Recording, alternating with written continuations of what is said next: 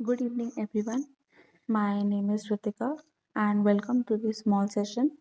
Here, I will give you a small information regarding how to write a formal letter. और basically ये formal letter यहाँ पे आज जो हम डिस्कस करेंगे वो करेंगे जॉब एप्लीकेशन का, जो अब 12th के आने वाला बोर्ड एग्जाम है उसमें बच्चों को हेल्प मिलेगी। You would be thinking letter writing आसान है, आती तो है लिखनी, so why this session. So guys, बहुत सारी चीज़ें ऐसी होती हैं जो हमें लगता है कि हमें आती हैं, बट ऐसा नहीं होता, बिकॉज बहुत सारे यहाँ पे हम ब्लंडर मिस्टेक्स करते हैं, बहुत सारे ब्लंडिंग चीज़ें करते हैं जो कि हमें मार्क्स डिडक्ट हमारे हो जाते हैं जिस वजह से। तो यहाँ पे कुछ छोटे से स्टेप्स हैं, 5-6 स्टेप्स हैं जो हमें पॉइंट्स रिमेंबर रखने चाहिए जब भी हम लेटर लिखें। पहला क्या होता है कि हमारा लेटर शॉर्ट और कंसाइज होना चाहिए, मतलब ज़्यादा वाइड लैंग्वेज नहीं होनी चाहिए, ज़्यादा लंबा नहीं होना चाहिए लेटर। फिर हमें सिंपल लैंग्वेज यूज़ करनी चाहिए जो कि बहुत अप्रोप्रिएट होती है। हैवी वोकैबलरी या हैवी वर्ड्स ऑफ इंग्लिश हमें यहाँ नहीं यूज़ करने होते, बिकॉज फॉर्मल लेटर है। तो हमें बहुत फॉर्मली और सिंपल लैंग्वेज में उसको लिखना है जो कि रीडेबल हो, एग्जामिनर को भी उसे पढ़ने में थोड़ा सही लगे। Read it carefully. फिर क्या होता है कि आप इन लेटर्स को केयरफुली रीड करें। जब भी आप कोई लेटर लिखते हैं, जब भी आप अपना एग्जाम लिखते हैं, उसमें हमारे पास टाइम की शॉर्टेज की वजह से हम अपने पेपर को क्या करते हैं, हम अपने पेपर को रीड नहीं कर पाते, हम रीचेक नहीं कर पाते। तो यहाँ पे आपको रीचेक करना ज़रूरी है आपके लेटर को। सबसे मेन इंपॉर्टेंट चीज़ तो यहाँ आती है, वो आती है फॉर्मेट की। आपका पूरा लेटर आपके फॉर्मेट पे टिका होता है। अगर आपका फॉर्मेट सही हुआ तो इसका मतलब ये होगा कि आपकी यहाँ पे आपने आधे मार्क्स तो ऐसे ही गेन कर लिए। सब्जेक्ट और purpose of writing a letter. आपको अपना सब्जेक्ट पता होना चाहिए कि क्या सब्जेक्ट है लेटर लिखने का, आपका सब्जेक्ट क्या है यहाँ पे, इन द सेंस मतलब आपका पर्पस क्या है, आपके लेटर क्यों लिख रहे हो, और सब्जेक्ट बेसिकली आपको आपके क्वेश्चंस में मिलता है। फिर आता है salutation. This is the second most important point. Salutation का मतलब होता है जो हम सर लगाते हैं या योर्स ओबीडियंटली एंड ऑल लगाते हैं। तो यहाँ पे सबसे इम्पॉर्टेंट चीज़ हमें फॉर्मल लेटर लिखते वक्त देखनी चाहिए कि हमें यहाँ पे क्या करना है। हमें यहाँ पे डियर, रिस्पेक्टेड नहीं यूज़ करना है, कॉमा पूरे लेटर में कहीं यूज़ नहीं करना है। We will use only sir और मैडम।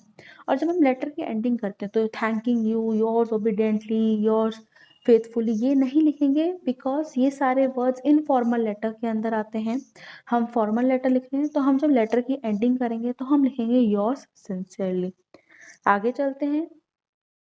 यहाँ पे एक छोटा सा फॉर्मेट है हमारा जॉब एप्लीकेशन के लिए। ऑलराइट, तो यहाँ पे देखिए क्या फॉर्मेट है। जैसे मेरा यहाँ पे बिल्कुल बॉर्डर लाइन से फॉर्मेट चलता आ रहा है, आपका बिल्कुल ऐसे नहीं चाहिए, ये करेक्ट फॉर्मेट है, यही फॉर्मेट आपका एप्लीकेबल होगा। सबसे पहले आपका सेंडर्स एड्रेस आता है। सेंडर्स एड्रेस जो भी क्वेश्चन में मेंशन होगा, इन केस बोर्ड एग्जामिनेशन में सेंडर्स एड्रेस मेंशन नहीं है तो आप लोगों की जिम्मेदारी बनती है, आप लोगों के लिए एक टिप है छोटी सी, आपको एक एडवाइस है कि आप शुरू से ही क्या करो ना, एक छोटा सा एड्रेस खुद भी कोई भी एड्रेस बना के रख लो, जो अपने इंग्लिश के पेपर में उस एड्रेस को सेंडर्स एड्रेस की जगह पे यूज़ कर सकते हैं। फिर हम एक लाइन छोड़ते हैं और आती है डेट। डेट लिखने का भी एक फॉर्मेट होता है। आपको यहाँ पे डेट सिर्फ दो ही फॉर्मेट से लिखनी होती है। या तो आप ऐसे लिखेंगे सपोज टुडे इज 15 फेब, या तो आप लिखेंगे 15 फेब 2021 लाइक दिस, और एल्स आप और किस तरीके से लिख सकते हैं 15 टू 2021। बस ये दो फॉर्मेट चलेंगे। वो जो ये वाला फॉर्मेट होता है, ये वाला फॉर्मेट आपका नहीं चलेगा, ये गलत है आपका, यहाँ पे ये वाला नहीं चलेगा। ये वाला और ये वाला format of writing a date आपका यहाँ पे चलेगा। फिर हम एक लाइन छोड़ के लिखते हैं रिसीवर्स एड्रेस। रिसीवर्स एड्रेस आपका क्वेश्चन में मेंशन होता है कि आपको जिस भी पोस्ट के लिए अप्लाई करना है, वहाँ के मैनेजर को, वहाँ के प्रिंसिपल को, वहाँ के डायरेक्टर को या वहाँ के डीन को आपको उन्हें लेटर लिखना होता है। तो रिसीवर्स एड्रेस आपके प्रॉपरली मेंशन होता है क्वेश्चन के अंदर। फिर आता है सब्जेक्ट। सब्जेक्ट क्या आएगा, अप्लाइंग फॉर द पोस्ट। जो भी पोस्ट क्वेश्चन के अंदर मेंशनड है आप वो यहाँ पे उस पोस्ट का नाम मेंशन करेंगे। फिर आएगा सर। यहाँ पे देखिए मैंने पूरे लेटर में कहीं कॉमा इस्तेमाल नहीं किया, तो आपका भी है कि आपको कहीं पूरे लेटर में कॉमा इस्तेमाल नहीं करना है, उसके मार्क्स कटते हैं। अब देखिए इस तरीके से आपको लेटर की स्टार्टिंग करनी है। आपका कवर लेटर कहलाता है basically. This is known as your cover letter. मैं लिख देती हूँ यहाँ पे, बिकॉज थोड़ा स्पेस का प्रॉब्लम है यहाँ, इसे लिख देती हूँ। ये जो है ये हमारा क्या है, कवर लेटर है। ये हमारा क्या है बच्चों, ये हमारा कवर लेटर है। कवर लेटर मतलब हम जब किसी भी जॉब के लिए अप्लाई करते हैं, ऐसे ही नहीं कि बस सीधा अपना रिज्यूमे दे दिया, हमें ये कवरिंग लेटर लिखना होता है, जिससे कि आपके थोड़ा सा गेस्चर क्या है, आपके एटिकेट्स क्या है, वो यहाँ पे दिखते हैं। तो आप लोग स्टार्टिंग कैसे करेंगे, इस तरह से करेंगे, रटी रटाई लाइनें हैं, आपको इसके फुल मार्क्स मिलते हैं। ये एक ऐसा लेटर है जिसमें आपको फ्री के मार्क्स मिलते हैं, बस आपको एक फॉर्मेट फॉलो करना होता है। जैसे यहाँ पे है, with reference to your advertisement in the Times of India. आप कोई भी न्यूज़पेपर का नाम लिख सकते हैं। और बेसिकली आप जब भी जॉब एप्लीकेशन के क्वेश्चंस आप देखेंगे अपने पेपर में, तो यही क्वेश्चंस ऐसे ही आते हैं कि आपने एडवर्टीजमेंट देखी है न्यूज़पेपर में, तो आपको उसके रेफरेंस में अपने लिए जॉब अप्लाई करनी है। एज कोई भी न्यूज़पेपर का नाम, dated on, it should be. अच्छा, ये मैंने लिखा है क्या, ये जो डेट होती है यहाँ पे, जो भी कोई डेट आप लिखेंगे इसके अंदर, जैसे डेटेड ऑन है, तो आपकी वो डेट लेटर, जब मान लो अगर आप आज लेटर लिख रहे हैं, तो वो 2 हफ्ता पहले की या 1 महीने पहले की डेट हो सकती है, उससे ज़्यादा पुरानी डेट आप नहीं डालेंगे। I prefer myself as a suitable candidate for the post of. फिर आप खुद को सुटेबल कैंडिडेट मानते हैं उस पर्टिकुलर पोस्ट के लिए, आप उस पोस्ट का नाम भी मेंशन करेंगे। फिर आप यहाँ पे क्या लिखेंगे, I will be available for the interview as and when required as per your convenience. मतलब मैं इंटरव्यू के लिए अवेलेबल होऊंगा या होंगी, वेन एवर आपका जो भी टाइम सूट करे, आपको जो भी प्लेस सूट करे, मैं अवेलेबल ऑन द स्पॉट रहूंगी। If given a chance I will prove myself as a valuable asset for you. अगर चांस दिया जाएगा तो मैं अपने आप को एक अच्छा एसेट आपकी ऑर्गेनाइजेशन के लिए, आपके इंस्टीट्यूशन के लिए, आपके स्कूल के लिए मैं खुद को साबित करूंगा या करूंगी।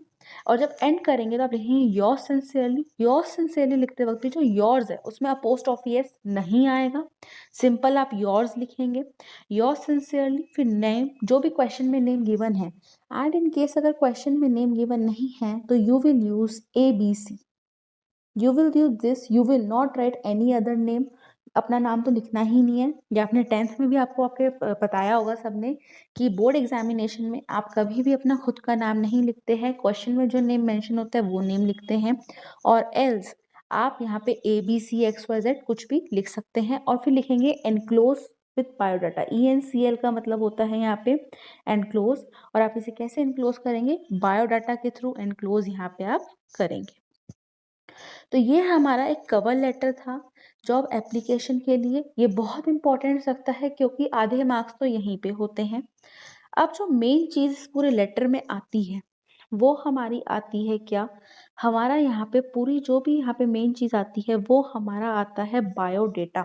बायोडेटा लिखने का तरीका क्या होता है, सही तरीका आप नेट पे देखेंगे, कहीं भी देखेंगे, आपको बहुत सारी चीजें देखेंगी तो नेट का फॉर्मेट गलत है, बिल्कुल अपडेटेड फॉर्मेट है as per the CBSE guidelines. तो डोंट वरी, ये वीडियो आपकी बहुत हेल्प करने वाला है। जब भी आप बायोडाटा लिखेंगे तो इस तरीके से पूरा पहले एक बॉक्स बनाएंगे। और बायोडाटा ध्यान रखिएगा एक 1 पेज में आए। अगर एक पेज पे कवर लेटर आया है, जैसे पीछे मेरा कवर लेटर आया था, यहाँ पे थोड़ी सी जगह थी, आप इसके नीचे से बायोडाटा नहीं कभी भी स्टार्ट करेंगे, आप नेक्स्ट शीट लेंगे, वहां से आप अपना बायोडाटा स्टार्ट करेंगे। बायोडाटा आप ऐसे बोल्ड लेटर्स में हेडिंग डालेंगे और उसके बाद आप एक बड़ा सा बॉक्स बना लेंगे, ठीक है। सबसे पहले आप लिखेंगे अपना नेम, जो भी as per the question mention हो। Then your father's name, mother's name optional होता है, मदर्स नेम यहाँ पे ऑप्शनल होता है। फिर आता है डेट ऑफ बर्थ। और डेट ऑफ बर्थ भी देखो ऐसी होनी चाहिए जो कि रीजनेबल हो, जिससे आपकी एज 25+ दिखे, ठीक। फिर आपका यहाँ पे एज लिखी जाएगी, आपका रेजिडेंशियल एड्रेस, यहाँ पे आपको अपना रियल रेजिडेंशियल एड्रेस नहीं जाना, जो आपने सेंडर्स एड्रेस में एड्रेस डाला है वही एड्रेस आप डालेंगे। फिर आता है contact number, real contact number नहीं डालना, आप लोग समझदार हैं इतना आपको पता ही होगा। फिर आता है ईमेल आईडी, कोई भी एक ईमेल आईडी बना लीजिए, कोई भी, मतलब लाइक नॉर्मल ऐसे ही इमेजिनरी, वो लिखेंगे आप। देन आती है नेशनैलिटी, नेशनैलिटी मीन्स इंडियन हो या NRI हो या जो भी हो, आप इंडियन ही आएगी नेशनैलिटी यहाँ पे। फिर आता है मैरिटल स्टेटस, मैरिटल स्टेटस में बेसिकली अनमैरिड ही लिखा जाता है। तो ये बेसिक डिटेल्स थी थोड़ी सी आपकी। फिर उसके बाद आता है क्वालिफिकेशन, ये भी एक बॉक्स में लिखेंगे कैसे लिखेंगे? जो आपने बड़ा सा बॉक्स बनाया है, उस बॉक्स के अंदर एक छोटा बॉक्स और बनेगा, जैसे मैंने ये बना रखा है। तो कैसे करना है? सबसे पहले आप लिखेंगे name of examination, the name of board और university, years of passing and then percentage, मतलब how much percentage you have scored. देखिए, नेम ऑफ एग्जामिनेशन में सबसे पहले आपकी हाईएस्ट क्वालिफिकेशन आएगी। सपोज फॉर एग्जांपल आपको जॉब एप्लीकेशन लिखनी है for the chief hotel chef. Chief hotel chef मतलब जो टॉप लेवल का सीनियर मोस्ट शेफ होता है, उसके लिए अगर आपको जॉब अप्लाई करनी है तो आप यहाँ पे लिखेंगे आपका आपने क्या किया है, आपने ये क्या होता है शेफ के लिए जो भी यहाँ पे वो आती है क्वालिफिकेशन उसकी, आप वो क्वालिफिकेशन लिखेंगे।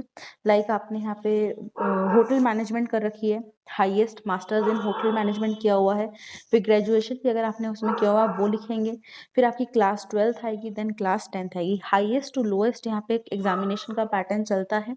नेम ऑफ बोर्ड और यूनिवर्सिटी क्या है कि आपने किस यूनिवर्सिटी से अपनी हाईएस्ट क्वालिफिकेशन और ग्रेजुएशन करी है और कौन से बोर्ड से क्लास 12th और 10th करी है, like CBSE, IC, all India I board, ठीक है।